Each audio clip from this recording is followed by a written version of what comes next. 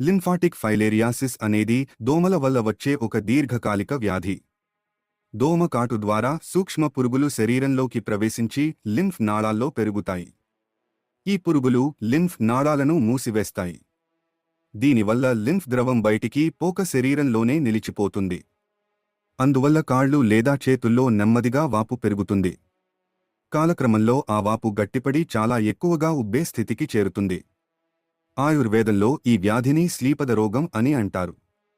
ఇది ప్రధానంగా కఫదోషం ఎక్కువ కావడం వల్ల వస్తుంది. ప్రకోపము చెందిన కఫం రసరక్తాది ధాతువులను దుష్టం చేస్తుంది. ఆ దోష ప్రభావం కాళ్లకు చేరి శ్లీపద రోగాన్ని కలిగిస్తుంది. ఆయుర్వేదంలో ఈ వ్యాధి నిర్వహణకు వివిధ చికిత్సలు ఉన్నాయి.